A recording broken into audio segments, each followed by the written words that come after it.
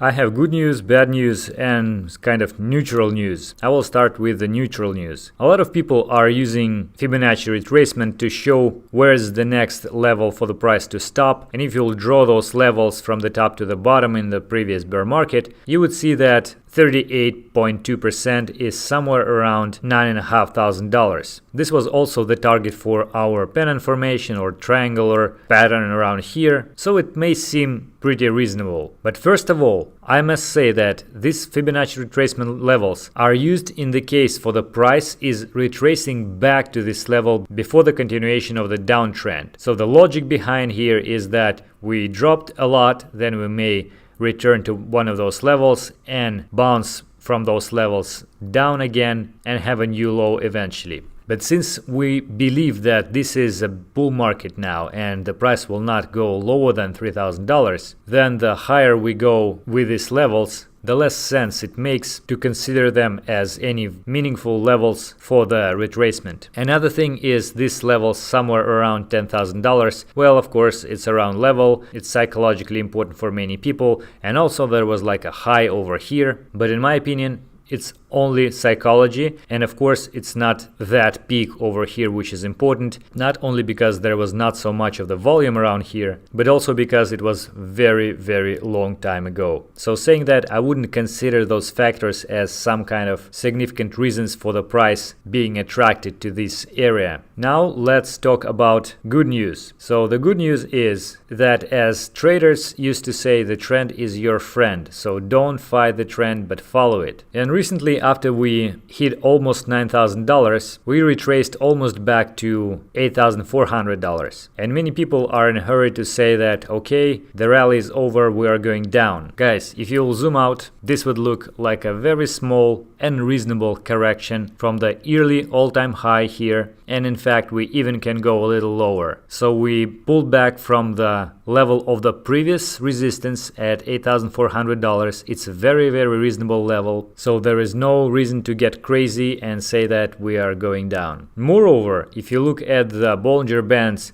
then you would see that we're pretty much above the Bollinger Bands on the daily time frame for a while, and then the price tend to return to the baseline. Actually didn't reach it yet, but with this consolidation we may stay at this area for a while, and then the baseline will meet the price somewhere at $8,400, $8,500, and from that point we may have another jump upwards. Moreover, on the weekly time frame, we had 1, 2, 3, 4 consecutive candles closed above the upper band, and it's already quite a lot. So it's really rational to expect that the price will have pullback to at least to return to this cloud, so the indicators will relax a little bit and the sell pressure becomes not that strong.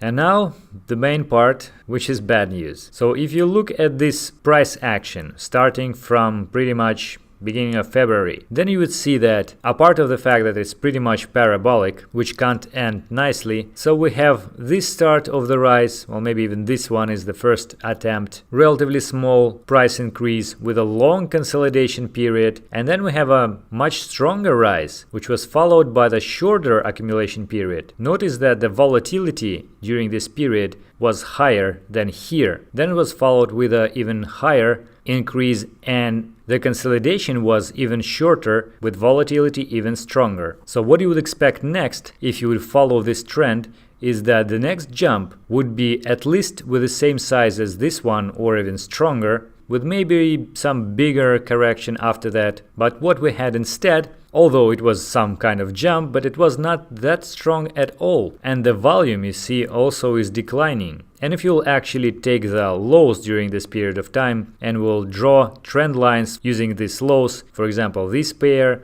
of lows, this pair of lows, and this pair of lows, and so on and so forth, you will have those trend lines having sharper and sharper angles. Then eventually you would have this point and you will start to draw this line. Actually, you may include this wick over here, but even without it, there is one more point here and one more point here. So it's already 3, if not 4 points which found support on this trend line. So you see, it's not getting faster at all. Moreover, if you'll actually exclude this wick, then you would have to use another point somewhere around here and then this price action would be right at the trend line, which means that this trend line is not that strong anymore. But let's be optimistic and look at the pattern like that. So instead of having a faster growth over here, what we had is that we had a higher high, yes, but now one can see here actually the pattern which is called ascending wedge, and often